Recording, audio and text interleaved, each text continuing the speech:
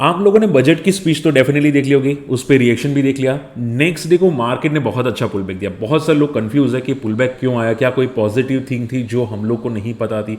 देखो, आज की ये वीडियो में बहुत सारी चीज़ें मैं आपको एक्सप्लेन करूंगा, और एक चीज़ और बताऊंगा कि बहुत सारे रिटेल बोल रहे कि रिटेल पार्टिसिपेशन कम हो जाएगा। मैं आपको बोलूँ कि ये जो एसटीडी चार्जेस है उसका इंपैक्ट सिर्फ रिटेल को नहीं, बड़े प्लेयर्स को भी होगा। यस, बड़े प्लेयर्स को, लाइक जेन स्ट्रेट हो गया या म्यूचुअल फंड्स हो गए, उसको भी ये इंपैक्ट होने वाला है। और देखो, ये मैं नहीं बोला, यहाँ पे इंपॉर्टेंट डेटा है जो मैं आपको बताऊंगा, और वीडियो अंत तक देखिएगा। और शॉर्ट एंड सिंपल में अगर आपको ये बताऊं कि जो रिटेल इन्वेस्टर्स, ठीक है, लॉसेस कर रहे, चांसेस है कि वो प्रॉफिट में कन्वर्ट हो जाए। जी हाँ, मजाक नहीं कर रहा, इंपॉर्टेंट डेटा है जो मैं शेयर करूंगा। अगर आपको लगता है कि कुछ गड़बड़ है तो मुझे कॉमेंट जरूर कीजिएगा, ठीक है। चलिए स्टार्ट करते हैं। देखो, सबसे पहली बात इंपॉर्टेंट कि आज मार्केट में रिकवरी क्यों आई। अगर आप देखोगे प्रीवियस देखो तो मार्केट बहुत तगड़ा गिरा था बजट के दिन, ठीक है। मार्केट 24,800 24,700 को टेस्ट करता हुआ दिखाई दिया। 1000 पॉइंट इजीली मार्केट निकलता हुआ दिखाई दिया। 2-3% निफ्टी इजीली निकल गया। आज के देखिए देखो तो यहाँ पे बहुत अच्छी शॉर्ट कवरिंग आई है। हालांकि प्रीवियस डे का हाई आज भी क्रॉस नहीं किया है, ठीक है। आप देखोगे निफ्टी सेंसेक्स 950 पॉइंट जम गया, निफ्टी 2500 पे आया है, ठीक है। अब देखो, ये जो पुल बैक होते हैं उसको टेम्पररी पुल बैक बोलते हैं। हमेशा याद रखो कि ये मोमेंटम एक्सपायरी की वजह से होती है। आपने ये डेफिनेटली एक्सपायरी दिखी होगी। जो लोग ट्रेड नहीं करते हैं मार्केट के अंदर, ओके, तो उनको ये पता होना चाहिए कि मार्केट में ऑप्शन ट्रेडिंग के अंदर वॉलेटिलिटी आती है एक्सपायरी जब नज़दीक आती है। और एक्सपायरी कब है निफ्टी की? कल है, मंगलवार को। तो ये आप शॉर्ट कवरिंग बोल सकते हैं। तो इसको अब ऐसा मत समझे कि भाई बड़े प्लेस को अब अच्छा लग गया बजट और अब यहां से पॉजिटिव होगा, ऐसा मत समझो। मार्केट में बजट का रिएक्शन 1-2 दिन में आपको चेक करना चाहिए कि क्या वो कवर करेगा कि नहीं करेगा, क्या वो ट्रेंड कंटिन्यू करेगा कि नहीं करेगा। एक दिन मोमेंटम देख के कोई भी जजमेंट करना, इट्स टोटली बेवकूफ़ी।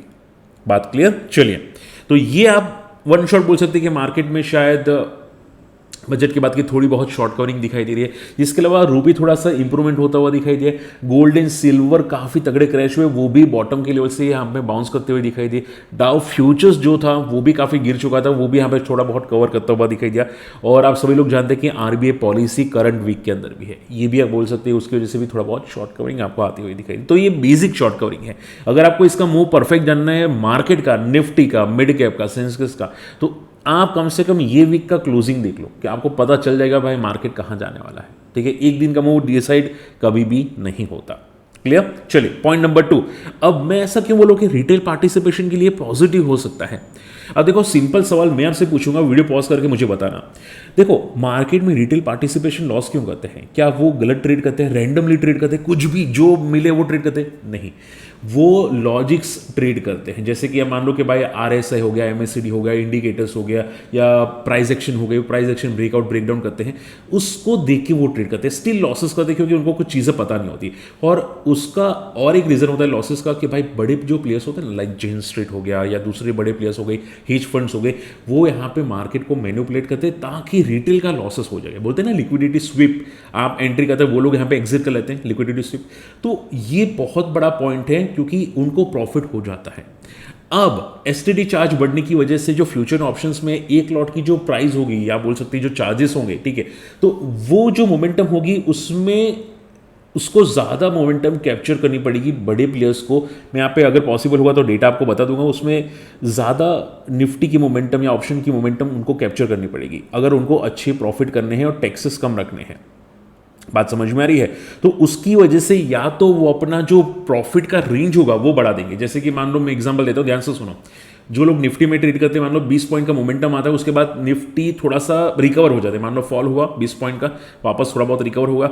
वो रीज़न क्या होता है यहाँ पे कि वो लोग यहाँ पे थोड़ा बहुत प्रॉफिट बुक कर लेते हैं, बट वो छोटे सा मार्जिन की वजह से, छोटी सी मोमेंटम की वजह से उनको अच्छे खासे प्रॉफिट हो जाती है क्योंकि बल्क में एंटर करते हैं। बट अब एसटीडी चार्ज जब बढ़ा जाता है तो उनका वो प्रॉफिट काफ़ी हद तक मिनिमाइज हो जाएगा, और उसकी वजह से चांसेस अब 2 होंगे, या तो वो मार्केट से निकल जाएंगे एसटीडी चार्ज बढ़ने की वजह से, या फिर वो अपना जो मार्जिन होंगे, जो मोमेंटम की रेंज होगी 20 पॉइंट, वो बढ़ा के शायद 30 से 40 पॉइंट कर देंगे ताकि उनको वो बेटर बेनिफिट मिले।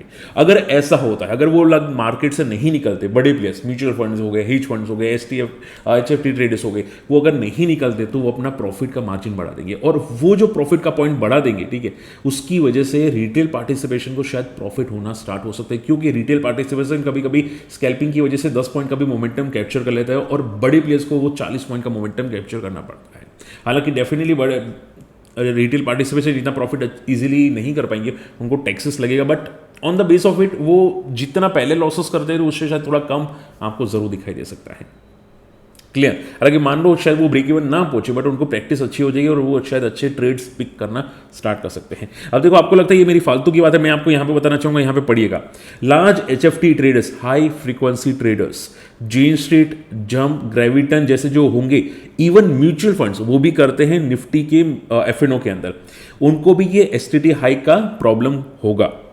अब आप यहां पे पढ़ सकते हैं, नाम आपको दिखाई दे रहा है कि large mutual fund houses like Kotak mutual fund, ICICI, SBI, HDFC, ये जितने भी म्यूचुअल फंड्स होंगे वो भी यहां पे ट्रेडिंग करते हैं। आप आर्बिट्रेज भी बोल सकते हैं, या फिर हेजिंग करने के लिए, उनकी पोर्टफोलियो हेज करने के लिए भी यहाँ पे काफ़ी हद तक निफ्टी, बैंक निफ्टी को शॉर्ट करते हैं वो लोग। तो ये जो होगा उनका भी सिक्योरिटी ट्रांजैक्शन टैक्स में इंपैक्ट आता हुआ दिखाई दे सकता है। देखो, अब यहाँ पे समझो, मैं आपको बताता हूँ, एक लिस्ट बताता हूँ, वो ध्यान से देखो। अगर आपने देखा होगा बहुत सारी लार्ज डील्स होती है, लार्ज डील्स के अंदर आपको ग्रेविटन का नाम का आपको वर्ड दिखाई देगा। वो लोग ज़्यादातर स्टॉक्स में ट्रेड करते हैं, जैसे कि आप देख सकते हैं उसमें उन्होंने एक स्टॉक में ट्रेड किया था, जैसे कि आप देख सकते हैं MCX के अंदर, ठीक है। MCX में उन्होंने सेल किया था 2204 पे। अब वही MCX को अगर आप देखोगे उन्होंने बाई किया था 2203 पे, यानी कि 1 पॉइंट की मोमेंटम पे वो लोग यहाँ पे ट्रेड कर लेते हैं। तो इससे होता क्या है, इससे उनको थोड़ा थोड़ा प्रॉफिट मिल जाता है, मार्केट में लिक्विडिटी बढ़ती है।